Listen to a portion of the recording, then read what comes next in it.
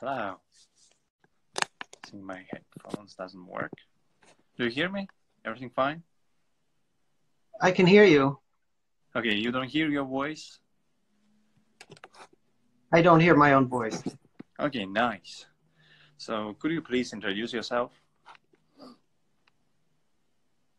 Yeah, I'm John Bickel. I write a blog about tea. I'm a tea enthusiast. I live in Bangkok. I'm from America. Yes, and also a few words about your project, Tea in the Ancient Tea World. Tea in the Ancient World. Okay, sure. I write a blog about tea. I review a lot of teas, do research into different aspects related to tea. Just this week, I did 2 different posts with testing water types using Volvic against a local water type for a few different types of tea. So I just take it really far. It's not a commercial project. I just am interested in tea, and I meet a lot of different people. I co-founded a Facebook group, International Tea Talk. I started a space on Quora about specialty tea. I just really take it too far, the subject of tea. A real tea enthusiast, I guess.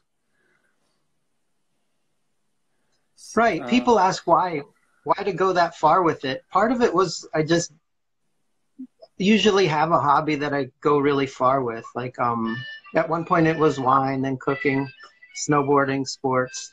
Right now it's tea. So you're really passionate about tea. Could you describe your first memorable tea experience?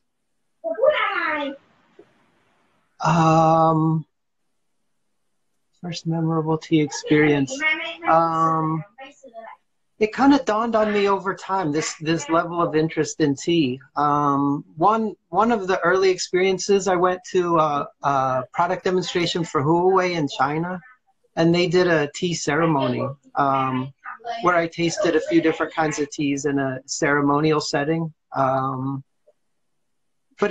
Usually people talk about how much they love that tea and how it really hooked them, and I didn't quite get that anyway, though, because they brewed it so lightly I could barely taste it. And then later on I learned that over time you learn to appreciate lighter versions and you can detect flavors better, and back then I wasn't like that. I was drinking jasmine green tea back then, which wasn't good tea, actually. I mean, it hits your mouth really hard, and in the beginning that's the kind of thing that you like, maybe Earl Grey, something like that. So it took time to get into better teas. But it was just bit by bit. It was just one better version by another better version. We visited a tea farm in Laos around that time. And I was more interested in coffee. They grew coffee. And I also bought tea. And I drank that tea, and I liked that tea. It didn't seem great, and it wasn't great, probably. It wasn't processed very well. But those little steps just kept adding up, and I got deeper and deeper. Even when I started a tea blog, it took me about 2 years to really get to this kind of a level of interest. It just built up to obsessing about it. And what is your favorite tea? Type of tea, or maybe you have few favorite teas or something like this? What do you prefer? I started exploring Sheng a lot more 2 years ago or so. It's a tough subject to get very far into. Before that, it was definitely Fuji and Oolongs, Wui, Yansha, those kinds. And I liked a lot of different kinds of tea. And that's still probably I like as much as any, but Sheng I've been on for a long time. And I guess those, although that's a range of so many different things because of the way the aging works out. There's younger and older. They vary the most probably across any tea for type when they're young, and then add in aging, they're varied quite a bit. So I don't know. For younger ones, I like a fruity style, something more approachable, although I can tolerate quite a bit of bitterness. And then for age, they diversify. There's lots of different range. What do you think about organic tea, or what is high quality tea for you? That's a tough question, isn't it? Because there's so many stories people tell. And you don't know which stories are right. Even if you see a certification, you don't know what that means necessarily. It could mean different things. It could mean the tea's really organic. It could mean they paid to get that, but they didn't change much for processing. And then people tell the other stories about the tea is from the jungle. They picked it themselves. It's from 1,000-year-old tree that has never seen fertilizer. That's probably true a lot of the time, right? I mean, maybe they don't know the age, so they have to assign it, but that's probably true a lot of the time. Or maybe it's a plantation tea and it's completely wrong, just something they made up. So for me, the way that I approach that is I try to back up and look at the whole picture and say, I don't want to live on the lowest grade, highest toxin level of tea, because then instead of being healthy, it would be unhealthy. And I would like for all of those stories that I'm hearing to be true, and I would like to drink mostly those teas.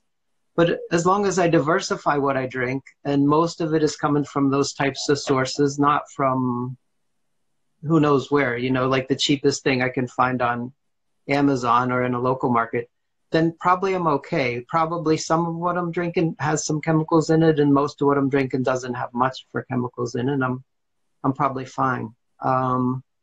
If you wanted to take it a step further and be more convinced, it would be difficult because you have to evaluate those sources a lot more carefully. And it's hard to say how to do that, really. I mean, if you go visit the plantation and the owners, then you'd get a pretty good idea. But otherwise, you just believe what you're told in the pictures that you see. So, do you feel the difference when you drink non-organic or organic tea or not? I'm not sensitive to the effects of tea in the way a lot of people describe. A lot of people talk about very subtle fluctuations in the way that different teas make them feel, and I think that they're not making that up. I think that it's legitimate experience and they are sensitive to that, but I can't really pick up caffeine all that well in tea. And as far as another factor, the negative one or even the positive one, the energy flow of the tea, the qi or chi, I don't know, I don't get it. So no, I don't really necessarily notice. Of course, some types of tea have a stronger effect, and anybody would notice that, but those are rare, the ones where you taste it and it feels like you're taking some sort of a drug, which is usually positive, but not always positive. Sometimes that effect can be too much or not so pleasant, but that I'll get, that I can pick up. But in general, the minor things, negative or positive, I really can't tell. I think later maybe I will. I don't know why I don't or what the difference is between me and those people, but I think eventually I'll get to that point. When we started tea reviews, I was so surprised because here in Russia it's the same. Like a lot of people are talking about tea state, how do you feel after you drink tea and so on. But in many Western reviews, they only talk about taste or something like this. So it's really surprising for me because for me tea is like 50% it's tea state. It's really important stuff. But for a lot of Western people, it's not important at all. And when I drink organic or non-organic tea, sometimes I can tell it's not organic because tea state it's not good. It's like when you drink high-quality organic tea, it's like you're drinking old champoir tea. You feel so energized. It's a good energy. But when you drink non-organic tea, you feel like you drink a lot of coffee. It's not healthy at all, not good state. I don't know how to describe it. Okay, I got your point. So I heard that you visited Russia a few years ago, and it's really interesting. Why are you interested in Russian tea culture, or why do you visited Russia? Yeah, those would be two different things, I guess. We visited Russia maybe 2 or 3 years ago. We get out quite a bit. I'm not sure why Russia came up necessarily. I mean, for me, it was interesting being from America, but my wife, Thailand has a connection to Russia. I live in Thailand now, and they've got ties to Russia. They have ties to lots of different places, though. I wasn't as familiar with the Russian connection with tea, the Russian history. But since I go to travel different places and tea comes up there. I mean, I kind of forced the subject a little bit. Tea comes up. It was interesting to see the depth of Russian tea culture, how it's really even more developed and deeper and has a stronger history than here in Thailand. Even though Thailand has a lot closer ties to China, a lot of people here are completely Chinese, and a lot of the culture's Chinese. Um, my kids loved Russia. So after we went there, it made a lot of sense because they thought St. Petersburg was beautiful, Moscow was interesting, Murmansk was amazing. We saw dog sleds and northern lights and all of this. So we'll probably go back. We've been talking about going back in the next few months again. And we really loved it. I was lucky to meet the founder and owner of Lao Tea there for a tasting. So that was nice to get that little bit of connection. Alexander, we will meet him tomorrow, actually. He came from Iran, and he brought some Iranian tea, so it's something new for us, and we'll have a tea tasting with Iranian tea. Right. Well, that would be great. Yeah, I've never tried better tea out of Iran. Yeah. That's when you're an enthusiast like I am. I mean, it comes up that you want to try tea from different places. Yeah, it's different experience. Right. I found one Russian tea in Russia. There's more Georgian tea there apparently, but I did find one Russian tea. How to say, Georgia was a part of Soviet Union, so back then it was like Russian tea. For now, we have a tea plantation in Sochi region. So Right. I tried at least, yeah, one tea from there I did try. It was green though, and green's my least favorite type, so it was hard for it to stand out as, but it was really good green tea. how to say, when you grow tea in such kind of environment where it's too cold, it's a little bit hard to brewing such kind of tea because it's, it's not like Chinese tea. You gotta brew it in traditional, like English or Russian method, like brewing for a long period of time. So only then you can taste a real taste. When you brew it in Chinese style, it doesn't work. So you visit Russia during winter? During winter, yeah. We wanted to see the northern lights, and of course it's nighttime all the time there, so it's ideal for that. So I'm from from the Thailand US. to Russia, winter. Okay, sorry. Thais love the idea of winter though, so they love to get all the clothes together and dress up, and when they get out in the cold, it's exciting to them, and there's nothing, you're on a cold sidewalk. It's the same as, it's just different, just colder, but they love that idea. So for me, it was fine. I like snow. I like to see it too. It was great. So you visited a few tea companies, a few tea places. You've been in Moi Chai, as far as I remember. Right. Moiche and Paralov, the old store that's Yeah, not that far. old tea house, very beautiful building on the Chiste Prude, I guess. Right. Yeah, I didn't see as much else beyond those two providers as I expected, I guess, but we focus on, I mean, there's so many other things that tourists do, and that's what we focus on, really. My wife doesn't let the vacation drift into just being a tea vacation, so, but the rest was amazing. I mean, the one space museum in Moscow, just crazy. I mean, it's as good as the one in DC. Anybody goes to Moscow, check that out. And lots of other things. So, what about your source of tea samples? Do you work with tea vendors, or you try to work with tea farmers? How does it happen for you? Because our tea club, Russian Tea Lovers, we're trying to find samples directly from farmers, and sometimes it's really hard. So what is your experience? Right. I've got a contact I can pass on, actually. There's a friend that's been traveling in Vietnam and Laos quite a bit, and he's slow to ramp up selling tea. But I mean, that's the perfect guy to talk to. If you can make friends like that, and I do by talking to people online, that's ideal because you get teas that no one else could possibly get.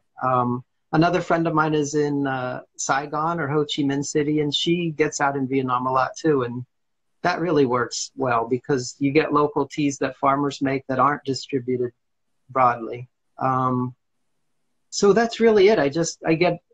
I talk a lot online and I come into random contact with people. Some of these people are small farmers. Some of them are distributors. Some of them are producers. Some larger, some smaller. I've reviewed teas from one of the largest Indian resellers, from a plantation in India, from a small Nepal tea maker, from a local hill tribe or farmer in Chiang Mai area. So from lots of different sources. And for them, it's a way to hear feedback about how their teas are if they send some samples, and to get reviews and to get some exposure. And I buy tea too, but I end up, because I have a blog, people send teas for review for those other reasons. So I end up trying a lot of teas that way. I buy teas when I travel. That's a good time to take a look around, and it integrates that travel link. But those tend to just be more shop teas or market teas or whatever I happen to walk by.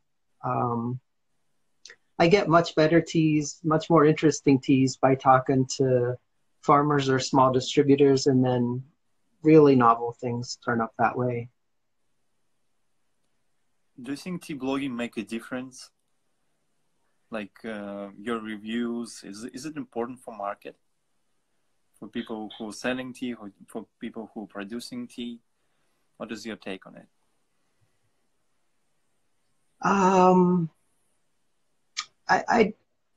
It would probably vary a good bit.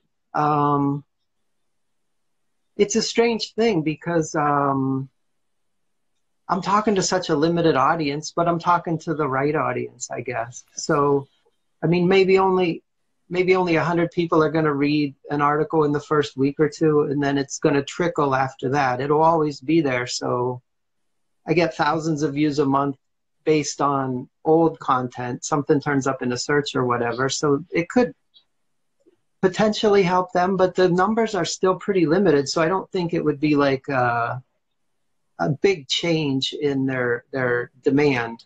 I think this kind of exposure, it's going to reach out and get to some of the right people, and some of the right people are going to contact them.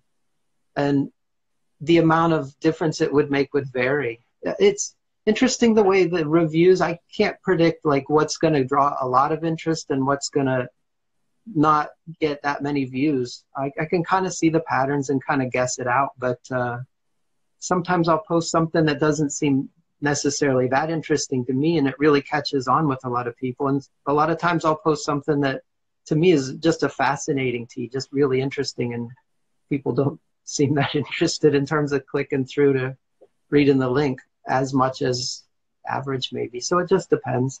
I think some of it is about burning out my audience too. I tend to write long reviews.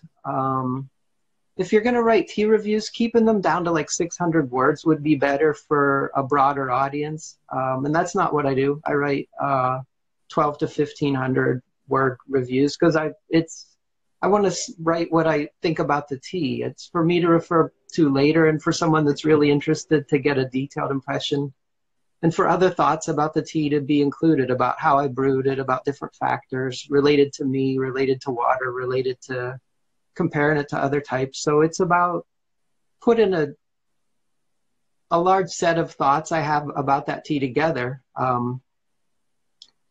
Instagram, though, I mean, even that, you're down to like 10 words. That's going to get even more exposure now. I think the day of blogging is kind of coming to a close, and sources like Instagram and YouTube are really taking over.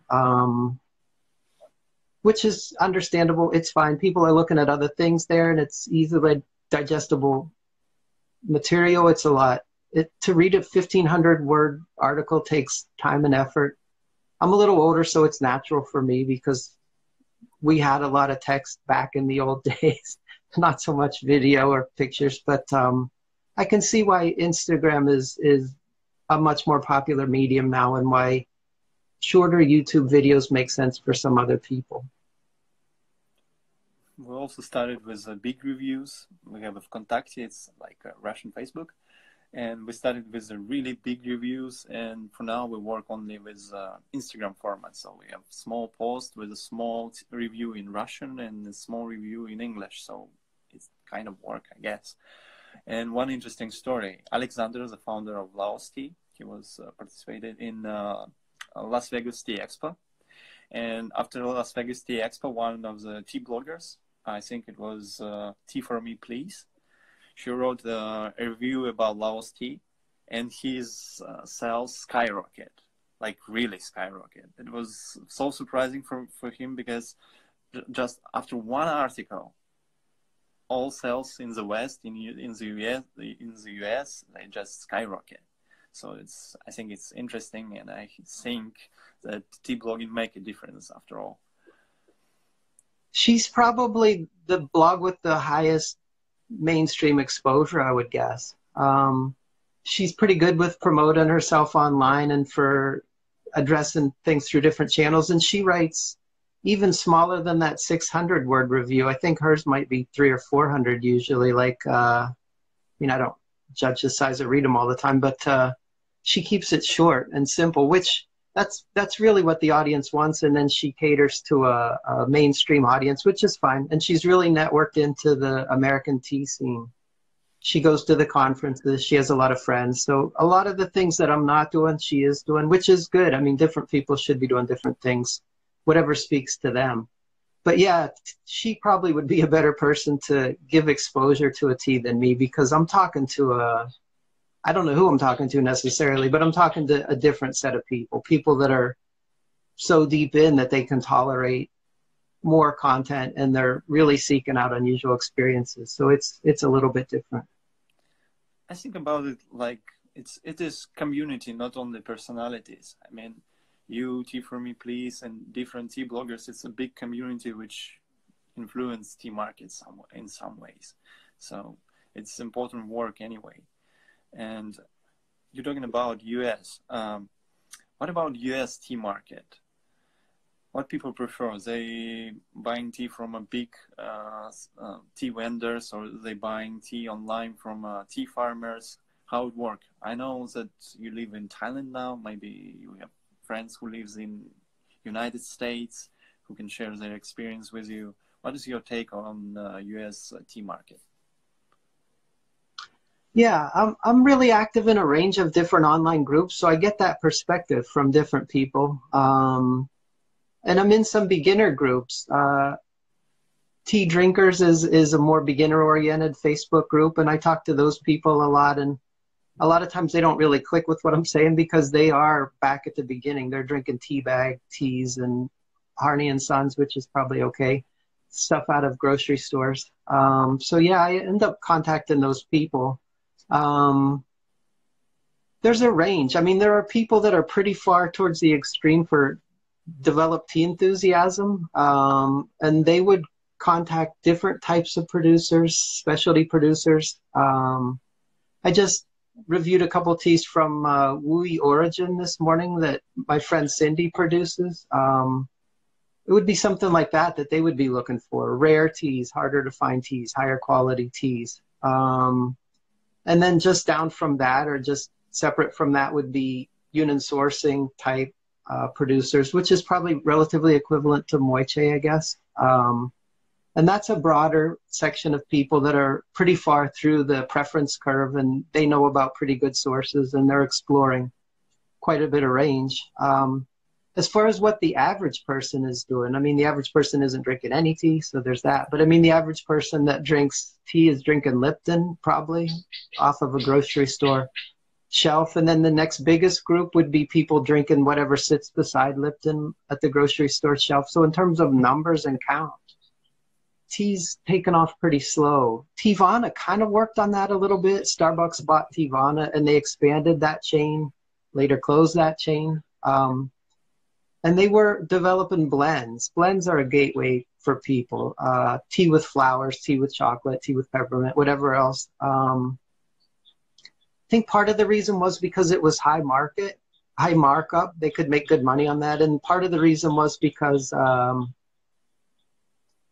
demand was there. I mean, it's easier to build up the demand. Somebody that's on a tea bag tea, they can go to tea and peppermint, tea and flower, and the flavor is strong. It's like when I said I was back on jasmine green tea all those years ago when I had the Chinese tea ceremony and I didn't quite get it. they're back there. They're at that beginning point. And you could stay there the whole time. You don't have to move on to like plain oolongs or different types of Chinese black tea or figure out Darjeeling. I mean, you don't have to go to those next levels, but there aren't as many people that did ever make it onto those next levels that are drinking those better teas. Inside the tea community, there's this idea that it's really going to take off, that at some point tea's going to do what coffee did. And now that that idea has been out there and it hasn't happened for about 15 years, a lot of people think, okay, maybe never, maybe someday. It's as well to not worry about that. But I think maybe it'll just build over time. And if it levels off and it's still a small group that gradually grows, that's okay. And if at some point it triggers and becomes more mainstream, that's good. I mean, that happens with gin or whiskey or craft beer or different things, coconut water. I mean, it's weird the way that coconut water or boba tea, bubble tea, those things just skyrocketed and they really clicked and people got it. And that's not happening. Not even the blends. Although the blends were fairly mainstream when Teavana was up and running, and it's more mainstream now. So I think it's sort of a gateway process, and it's just going to take a lot of time. I got the sense Russia was in a different place, that they didn't need that. You know, you walk in a grocery store and there's decent black tea right there on the shelf, and it's being bought by consumers. So they didn't really need someone to package up tea and peppermint or tea and flower and say, hey, this will work for you. This tastes like something you could relate to. They already had that introduction and the older tradition to work with. So America's getting it, but it takes some time. It is a challenge because some people, they have a mindset that tea got to be cheap. You can brew it only once. So they know all about tea, and sometimes it's really hard to tell them about organic tea or high quality tea, and that teas could be really expensive because they have their thoughts about it. So I talking mostly about people who drinking tea in like Asian, Chinese, Taiwanese tradition. So I was interested in such kind of group. You know, here it's not a big group. I don't know, like in every house, in every apartment, you will find tea, but it will be a cheap tea from Sri Lanka or from India or something mainstream like Greenfield, Lipton, and stuff like that. But I was interested more in how to say some Chinese teas of middle range or high quality tea, and so on. What about tea producer in the United States? I heard that you have some people who into tea farming in the US. Is it true? It's true, yeah. The name that stands out would be the Mississippi Tea Company, I think it's called, Jason McDonald. So like one guy in one operation is the highest level, the most standout related to that. But they've been at this in Hawaii for a while though, so it's not new. Those guys have been developing this, and he started in Hawaii too. He has an operation in Hawaii to develop some things. So yeah, Mississippi, I guess South Carolina had ties to Lipton and an old tea plantation. So it's there too. It's just economics related to producing products that make sense to sell for a good profit is one thing. The costs are a lot higher. And then the other is that limited demand. There are tea enthusiasts that are interested in trying tea from different places. And if you make better tea, they'll respond. And it's not like it's a few hundred people, you know, it is bigger than that. It's a relatively small group in terms of percentage, but Facebook groups for different cities keep turning up, and then you see, you know, those few hundred people join there. They're out there. They're looking for these types of better tea. So they would respond to what's developed in America. To make better tea, you've got different issues. You've got to match the plant to the local environment. You've got to get the growing conditions right. You've got to get the harvesting right. You've got to get the processing right. So it's hard to just kind of flip the switch and all of a sudden you make better tea. It takes a few years and it takes specialty input. So what they've done is draw on a lot of specialized input. They've had consulting support. They've done experimentation. They've worked closely with a lot of other people. They put a lot of effort in. And now they're at the point where they're producing tea and they're getting returns back. Someone just told me about trying a couple of their teas that were exceptional. But I haven't tried any American tea yet, now that I think about it. Not a single example, not even from Hawaii. That's kind of odd. What about Hawaii? It's a perfect climate and perfect soil for tea. So I guess they got to plant something really good and they will get a great result. I guess that's it. Yeah, I mean, it really should be. It should be a perfect environment, perfect soil, perfect everything. I lived in Hawaii for 2 years before I lived here. I went to grad school in Hawaii, in Honolulu, University of Hawaii at Manoa. The problem they have in Hawaii is that the land cost is so expensive, and labor cost, as in America, is so expensive. So to make a commercial venture of it is difficult, because if you sold it at double the rate of a normal commercial tea coming out of China of equivalent quality, it still might not work out. So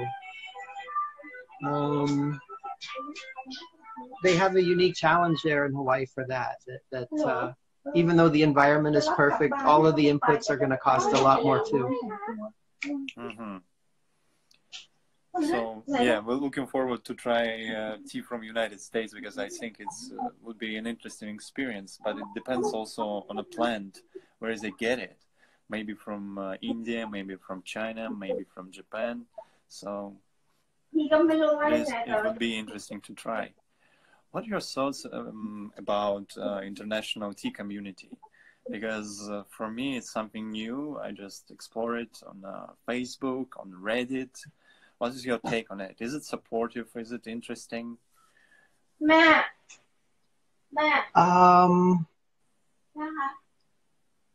International tea community. It's so commercially oriented, really, in a lot of ways. That group that I run, International Tea Talk, in a way I have mixed feelings about how that works out, because it's at least half vendors or maybe 3/4 vendors, who knows. So it's the commercial lean in the US too. I mean, when I talk about Jason or Nicole and the people that they're talking to, they're all in the business. Almost nobody's a tea enthusiast. Some are just in it for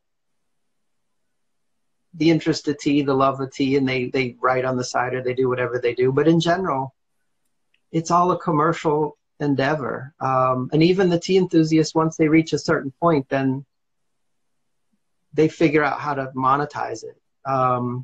Which, I mean, for me too, eventually I might well do that, right? I might sell tea or do writing related to tea or put ads on a site related to tea. I mean, I might draw back revenue stream in addition to just have costs. But with that commercial interest, it just means that it's a collection of businesses more than anything, the international tea community, which is fine. Business is not a bad thing, right? I mean, for the tea to make it to Russia, for the tea to make it to China or the US, people had to make a profit to make that happen. So it's not a negative thing. It's a necessary thing.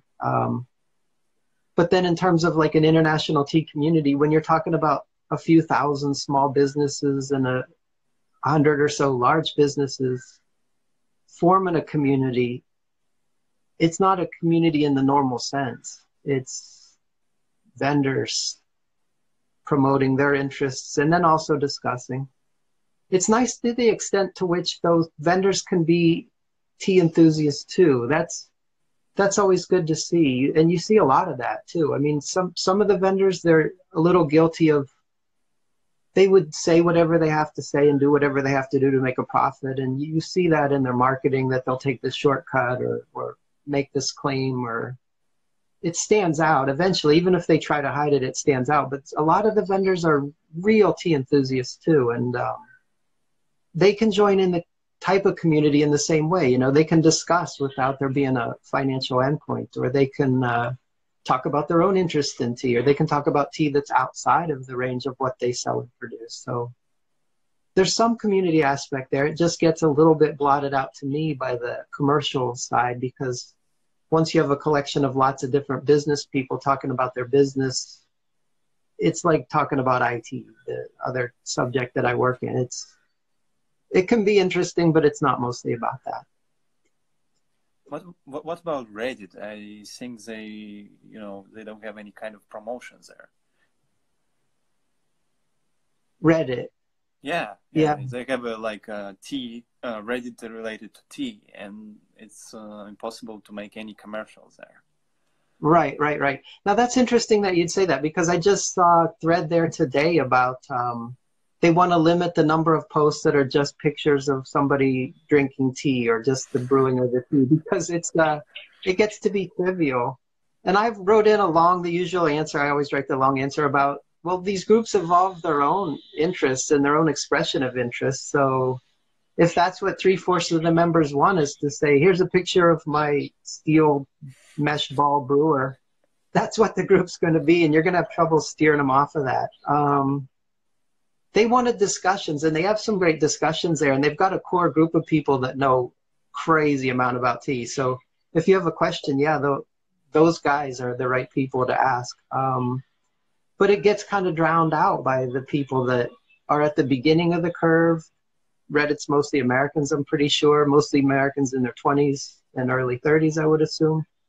IT related, with ties to people that like anime or games or whatever, for whatever reason.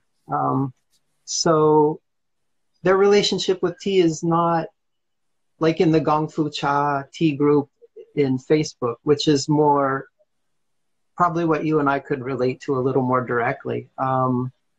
Those people are crazy about tea. They're pretty far down the path. They're not using steel mesh ball infusers anymore. Some of them go crazy with the clay pots, and that can get a bit much, you know. It's got to be about tea too. But with the group like Reddit, then I don't feel community necessarily, because it's photo sharing, which could be a community activity if there were a lot of people on the same page sharing photos together. It could be, but the discussions and getting the perspective out by sharing more ideas, to me that works better as an expression of community. Gong Fu Cha is probably about as good as it gets on Facebook for it feeling like a community related to developed tea interest. Then you only get into the divides between types of perspectives. You know, somebody gets really offended that somebody's using off boiling point water for some type of tea, and then you're like, yeah, I can kind of relate to both you guys, you know, like there's a point to be made for both. And then on some of those issues, I'm right there with the one side, and I'm thinking, yeah, that other guy's crazy. You know, how could you do that? That doesn't make sense. But what is your favorite tea bloggers? Do you read someone? Steep Stories might be my favorite. That guy, Jeffrey Norman, he writes really, really cool stories. He's a little less active now. He got into memes. Kind of funny. His thing is memes now. But he makes them into stories, and that's great. To me, TDD, the online video one, maybe that's familiar. Those two guys are really solid. They're not references in the same way like Tea Addicts Journal is. Marshall N is his pen name. His real name turns up. That guy's been at it a long time. I mean, if you had to pick one blog to read about tea, it would be his probably. But TDB is pretty good because those guys are pretty far along, and they do video content, which is easy to approach and digestible. And one of them, James, does research posts, which I used to do a lot of research posts. I kind of got out of the habit because I'm trying so many kinds of teas. I guess that water tasting was a research post of sorts. Maybe those three, Tea Addicts Journal, TDB, and Steep Stories stand out. I don't really read a lot of blogs or watch a lot of video. Farmer Leaf makes good videos as producers go. William of Farm Relief. He does videos about visiting Laos for development projects or how to make tea. That's really fascinating to me. When you get a producer that's standing in front of baskets of tea drying or the processing area, that's really interesting, and he does that. Like a blog, I guess. So, what do you think about platforms? How to say? I want to explore international tea world and make some post about our club activities, and I just thinking where I should start. Maybe from Kung Fu Cha or International Tea Talk. I want to share our ideas because this year we work more internally with people around, and I just want to be a part of I don't know, international community, and I just thinking where I should start. Okay, yeah, that's a good question. As background for that, though, I mean, I might, even though I'm years in and I've got a pretty good following, I might be saying the same thing. You know, how can I touch base with some different people and hear from some readers? Like, nobody comments on anything I write. In posts on Facebook, they will, but like on the blog itself, they won't. And discussions are really rare, so kind of just shouting into the void a little bit. Although the feedback's all positive, a few times a year somebody says, wow, this means a lot to me, this is great. And then that holds me over for a few months. Probably connecting with people like me that are pretty far along, putting the work in would be a way to do it. And then talking individually and then having them share some input about what you've done. I mean, I guess I wrote a post that related to you and visiting here in Bangkok within the last year, and a little bit on your perspective. That didn't get very far, but things like this, if you could just connect one-on-one through somebody with a lot of exposure that can speak about a local tea scene or a different culture aspect. I don't think I can do that for Thailand necessarily. I know one guy here there's two guys that are networked in that run large tea groups on Facebook. And those two guys are probably about as good a starting point as anyone in Thailand. And one of them I know, one of them I've met, one of them I talked to by message quite a bit. So that might be the kind of person that's more networked than me. I know shop owners. I know people in cafes. I know locals. I wanted to do a tea tasting series like you guys already do, actually. And I've made it through 2 versions of that and then dropped it. It's a little hard as an individual, especially when you don't have like a half a dozen friends that are with you that are already on that page, that are going to join, that are going to share some of the burden. Like, it's just hard to keep the momentum. So it didn't keep going. But if there were other people like me in different places that you could connect with and kind of work with one-on-one, maybe not put a lot of work into it, but just get them to discuss what you share in common and talk about what you're doing, that might work.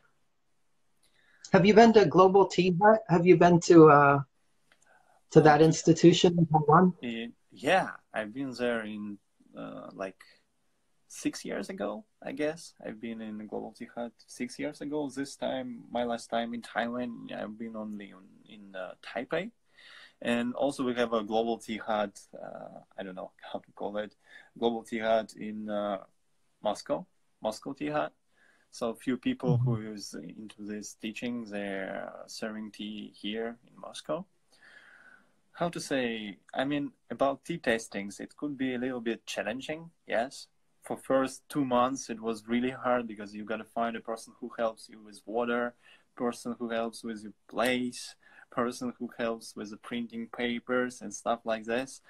But for now, it's almost 2 years, and we tried like 200 teas. I just, calculate everything. We tried 200 samples for 2 years. Wow. Different teas, yeah.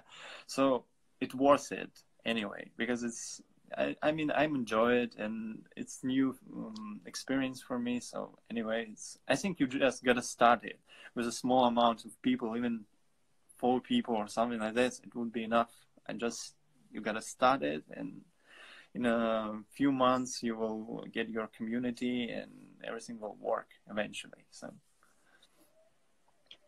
Yeah, I would imagine. Yeah, I just got to get over the hurdle of having a couple of tastings and they kind of work out and then letting it go. I just got to keep pushing through, I think. Yeah.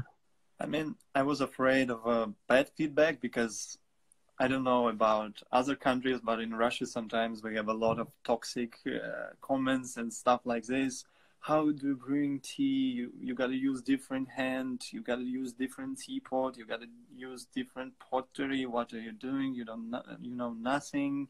You got to drink tea for 10 years, and after this you can start a tea tasting stuff and so on. I mean, it's a little bit toxic. So, is it a thing in English speaking community, toxic comments and stuff like this in the tea Um, community? I mean, right, right, right.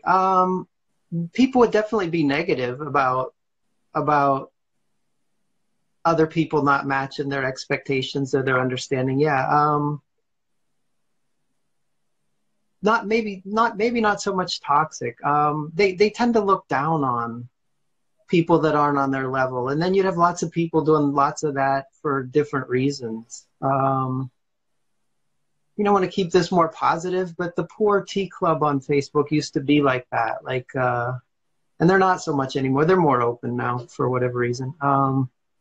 Where if anybody wrote in, they would say like, this question's not good enough, or you're a fool, basically, or those kind of things. So, and it's people asking questions. They're sharing an experience, and I think they just learn to be more forgiving, to like, okay, that guy, because people a lot of times they'll say, oh, I bought this tea on eBay or whatever, and I mean, you know where that's going right away. They paid $10 for it, and it's a cake of poor, and it's just so bad, and that's a different thing. But related to the global tea hut, though, people approach tea in a lot of different ways, and for some it's a religious thing, and for others, tea gear becomes really important. So if you're using a plain guy wand to make tea, maybe you're not there yet. Like maybe you haven't put the time and effort in, or you're not taking it seriously enough, or you're not on their level. So even something like that, you're using a guy wand, you're not using a clay pot. Or if you're using a clay pot, it's not the right clay pot. Or if you're using water, it's not the right water. If you're doing tea, it's not the right tea. So they try to not go so far as to be what I would consider toxic, but they'll definitely be negative. It's funny thing you mentioned water. We even have a tea water now. So some people sells tea water. It's a special water to bring the best tea ever. Tea water. Wow, I would love to know what's in that, like the mineral content distribution, Yes, because it's that's the just thing that perfect. It's just perfect for your tea. It's perfect for tea. I mean, it started like a few years ago, but now it's a real thing. I mean, it is interesting, but it's also really surprising for me. We right. even have a tea water now. Do you have any idea how much calcium, magnesium, and total dissolved solids would be in that? Do those numbers come to mind? I have no clue about it, but I Oh, mean, okay. the closest and the best source of water, it's so far away from Moscow, actually. It's in the Caucasus region. Some people prefer water from Baikal Lake. Some people prefer water from the Moscow region. But I don't know. For me, it's something new, and I thought maybe they use the international experience, but I think it's a Russian thing. The tea water for now, it's Russian thing, and it's interesting how tea world evolved, but also it's so strange. That subject comes up over and over. It never drops away completely in different tea forums and online groups and such. That subject is one of the background discussions that just keeps going on and on. The best water for tea. What kind of water do you use in Thailand? I use a filtered local Bangkok tap water. Oh, really? Okay. Yeah, I just did 2 posts comparing that to Volvic, which is one type that comes up commonly. I think fulvic is not as high a mineral content. The distributions of minerals in that's in the posts, but not as high a mineral content as some others contain. But that's where things start to get interesting, is it's those contents that people are really talking about. The total number of minerals, the specific levels of different minerals. That seems to be the main thing. pH, I guess, but it's not like you're going to get a really high pH or low pH version of water typically. That's not how that tends to work.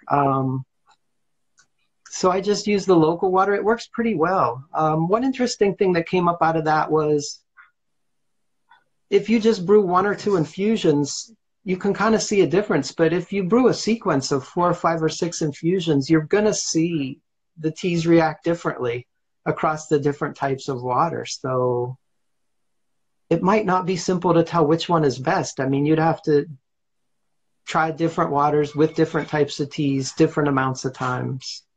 It turns out to be relatively bottomless. One interesting thing, I'm not sure if this is big there, people put bamboo charcoal in water overnight. That's really, really common in Western tea circles. And they say, well, they either say that it's removing something from the water, or that it might be adding something to the water, or conditioning the water in some way. And the hearsay is it works really well, that it makes water a lot better for tea. When I was in Taipei, I've been in a few tea houses, and I was so surprised that they use tap water, even without filters. And they told me that water is so clean, so they use it all the time. And for me, it's something impossible, because here it's better to not drink any tap water at all. So it would depend on the tap water, though, right? Like, because tap water is going to have different mineral content, different local sources. Some's going to contain a fair amount of chlorine and some's not. So it depends on what's coming out of that tap. I think all tap water here in Russia dangerous. I mean, we don't drink tap water at all. It's just you gotta have a lot of filters and stuff like this. For me, it's always a cultural shock, because when I've been in Austria, they also drink tap water all the time, and for me, it's all the time like, oh no, tap water, no. So it's just a cultural differences, I guess. So thank you for your time. It was really interesting discussion. I guess I will try to write some post about it on our Instagram page, and also we'll download it on YouTube, and I will send you, and you can download it wherever you want. And finally, I will try to make a post in some international tea group about our tea tasting club. Thank you for your support. And also, it was really nice to see you in person in Bangkok and to drink tea together. Thank you for your time. Also, guys, please subscribe to the group on Facebook, Tea in the Ancient World, International Tea Talk, Gunfucha, also on Facebook. Maybe we'll promote Reddit group, Tea Reddit, and you can post some meaningful post with the text there. And do you want to plug something? Not really. That's pretty much all of it. Yeah, it was nice talking. Yeah, it was interesting to share some ideas. Those are pretty much the places that, yeah, if you're on Quora, I guess there's a space about tea. That's more for beginners, though. I'm trying to make it a channel for people there to learn about the basics about tea, to get involved. That's a question and answer website. And also, you're always welcome to our tea community here in Moscow. So in Russian Tea Lovers, when you will have time to visit us, we can drink tea together, make a big tea tasting. So we're always happy to see you. Okay, great. Yeah, I'll try to make it back. That would be great. Yeah, my kids would love that too. Yeah, because there is something to explore all the time in Moscow. It's a big, beautiful city. Right, and St. Petersburg was amazing too, right? I mean, both of those places, just incredible. Yeah. Okay. Okay. Well, thank you. Yeah, really great to chat about tea. Very nice. Okay. Thank you. See you around. Okay. Thanks.